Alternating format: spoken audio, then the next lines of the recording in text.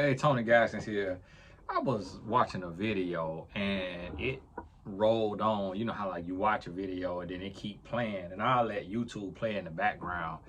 And it rolled to an interview where the guy was interviewing a black woman rapper, and she said she spent $1 million on a diamond, on a ring for herself.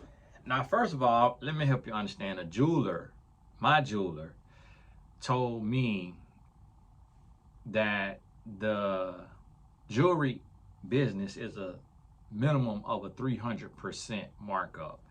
So essentially, if you pay $1 million for a diamond, the least, or no, the most the jeweler paid for it is 333,000. Now, with us, they're gonna give us 1,000% markups, black people. So that means if you pay $1 million for a diamond, the jeweler got it for 100,000. And so when you go to sell it back to a jeweler, they're not gonna give you $1 million for that diamond. You're gonna lose money. At the most, they might offer you 500,000. So that's what you have to realize: is diamonds are all fake, because you can't tell the difference, and there's not a real machine that can accurately tell the difference between a real diamond and a synthetic diamond. But this just knowledge I just recently came into, and I actually watched a documentary called, I think it's called Nothing Lasts Forever. I watched it on the plane, and it was about the diamond industry, and they interviewed diamond brokers, they interviewed people who run the companies, of the diamond brokers, they interviewed ring designers and people like that. And one of these ring designers who design rings, and she pretty prominent, she said that she mixed her real diamonds with her fake diamonds because it don't make a difference. She says it's all the same. And I'm like, this is crazy. But the reason why, and I want to title this video, Love Yourself Like a White Man. And that's not literal, but when you really think about it, look at the way white people live. White men live. Like, I'm thinking about it, and I'm like, I never really see your typical white guy who was raised in a two-parent household in a middle class or better neighborhood trying to buy self-worth. Even when he got style, you don't see a lot of white guys with diamond jewelry. You don't see a lot of white guys. Now, one thing a white man gonna get is a nice watch. That's like the white man's symbol of status, is a nice watch. They're gonna have them a Rolex. That's the most classic. And then if you're young and you're flashy, or you're younger and you're more into different watches, now you might get you a Audemars or something else, a Patek, however they say it, something like that, or something even more exotic.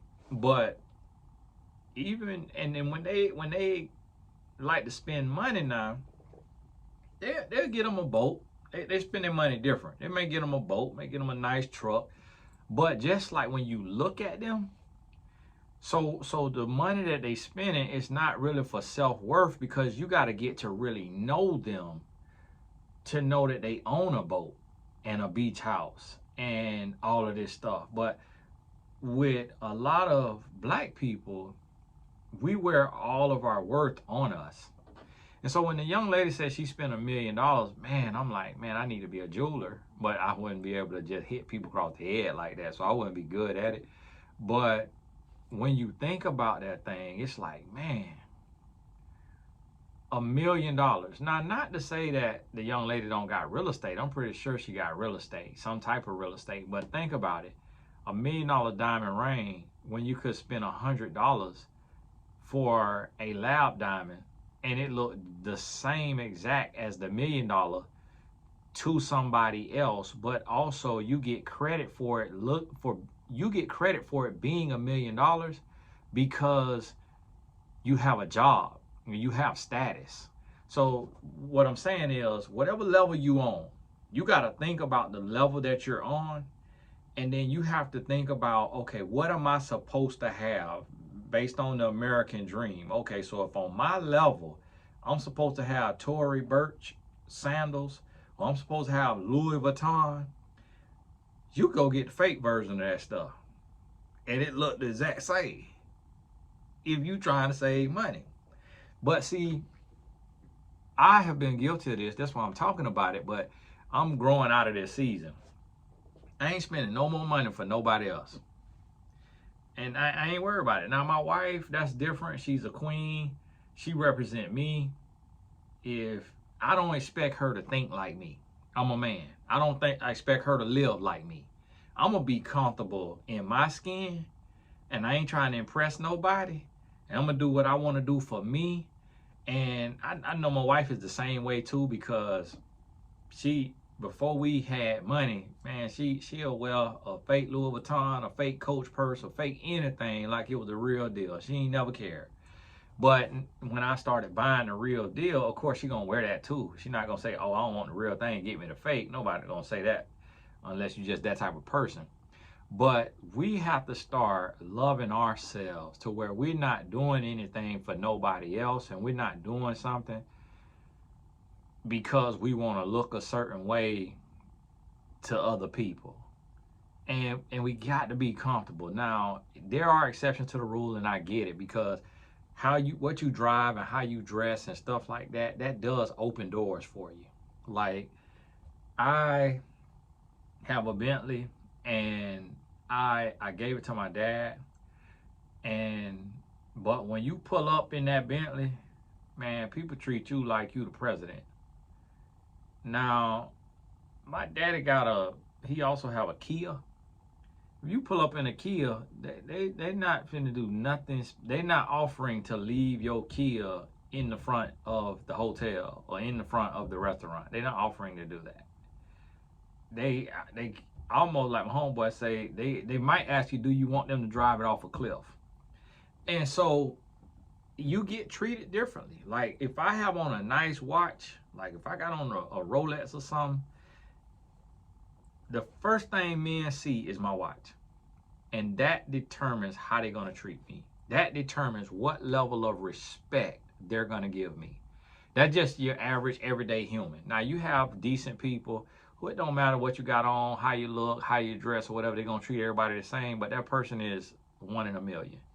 Most people look at you and see, can they identify something that is a status symbol, and then they determine how they're going to treat you. I talked to one white man. He said that when he go into a room and it's like networking and it's business people, he look for the person who is dressed modest, maybe like some khakis and a polo, or some regular pants and a sports coat, a little blazer with a Rolex. He say he looks for modest dress, like just normal, clean, classy, with a Rolex. He say those are the men that he have found always have the most money. He say he don't pay attention to the person that is dressed really flashy, like the sequins or all the Gucci, the Prada, the Louis, with all the logos on it. He said he don't pay attention to that person because they rarely have the money, and that's why they wearing their net worth. But he said the ones that's dressed clean and classy with an expensive watch typically have the most money. So I never forgot that. And he didn't realize what he was telling me. We were just talking about Rolexes and nice watches, because I got a Rolex. I have a few Rolexes, and I have had Rolex before he got his, and he got him one, and he only got one. And he would say he would buy him one whenever he do something big, or he, do a big deal or whatever, but he only got one. So he ain't did that many big deals, and he ain't realize I peep everything. I'm paying attention to everything, because they're just the nature of what I come from. And so he didn't understand what he was telling me, that he judged people and that he try to mooch off and get close to people who got money. But I'm listening to him and I'm listening to what he's not saying as well. And I never forgot that lesson. But I realized I already was thinking like that because I dress based on where I'm going. So if I'm going around white men, I'm not going to wear a thick diamond chain. I got a lab diamond chain that I made, and it on the buckle it say consistency. And that's a part of my jewelry business where I do lab diamonds with sterling silver because it's way cheaper and it got the same exact look. So I'll wear that around black people, or I'll wear it to like games or places to where you just gonna get a little glisten of the diamond and I tuck it under my shirt. But you just see that little glisten of the diamond. But when black people see you, black men who are young, it elevate their perception of you, and they're like, whoa, okay, boy got that thick diamond Cuban on, boy, hey. And they done looked into it, and they run anywhere from the size I got, it run anywhere from 60,000 to 100,000. And so I ain't pay that, of course, because I made it, and I made it lab diamond with sterling silver. And so I take and I wear that. Well, I won't wear that around a white man though, because he gonna look at me as dumb money. So with a white man, I look at how do they dress. And I look at their polos, look at their shirts, what kind of shirts they wear. If they wear polo, Ralph Lauren, I know he ain't make his clothes for black people, but nobody made their clothes for black people except for FUBU. So understand that, and y'all get off that narrative, because what you gonna walk out naked? If you ain't make your own polo, then any polo you put on, it wasn't made for you. Point blank, period. So if I notice white men wear polos, I'll put a polo on. If they wear Lacoste, I'll put a Lacoste on. And I do that with some golf pants, which is basically like that little, almost not polyester, but that little material that can catch some sweat or whatever. They little golf pants, not all the way khaki. I'll put them on from like a Lululemon. Yeah, the man races on their board. Get used to it. And so I put them Lululemon pants on. It's like golf pants. And I put a little shirt on. That might be a Lululemon shirt or some type of like that. And then I have my classic Rolex. I ain't gonna wear, see this watch here got stones in it. I ain't gonna wear no with no stones in it because white men don't wear stones in theirs. So, but what I'm establishing is, I'm just establishing value in his eyes. I already know my worth and who I am, but I know the game. So this is what I'm talking about, how when you know the game, you play the game, but you got to make sure that it's not affecting you. Meaning you got to make sure that you're not trying to buy self-worth. So like right now, the bottom about to fall out the market, everybody's saying. All the financial gurus, they saying this.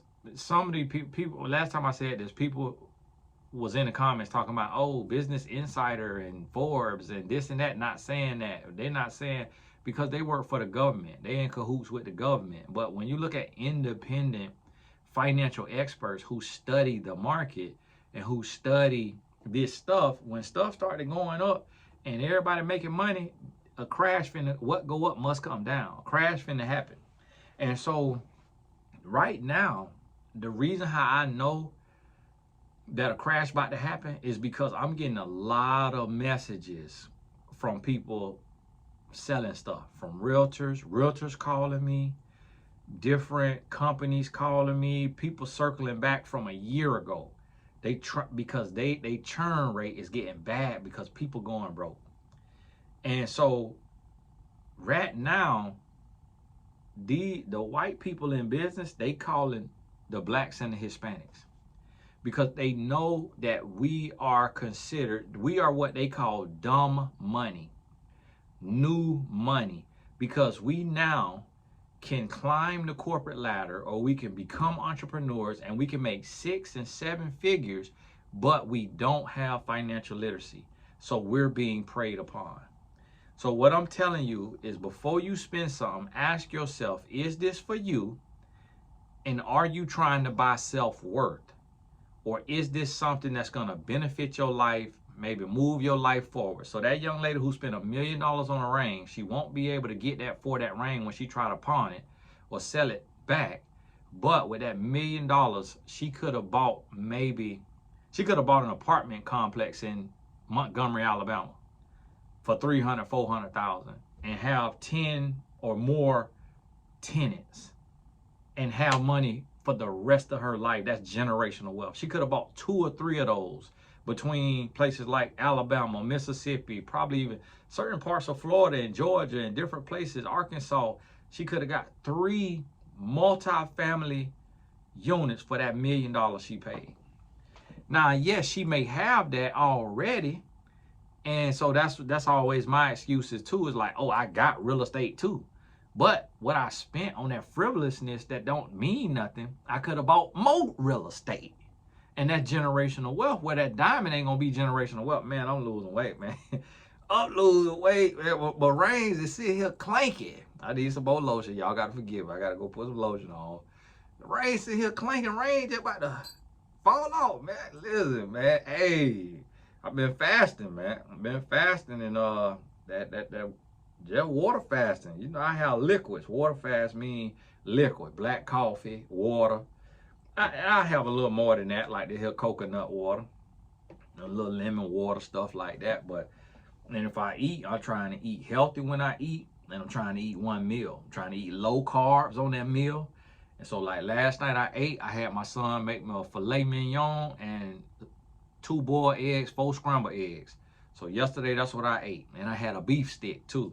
You know, it was a healthier one though. And that's what I ate yesterday. So protein, what I ate.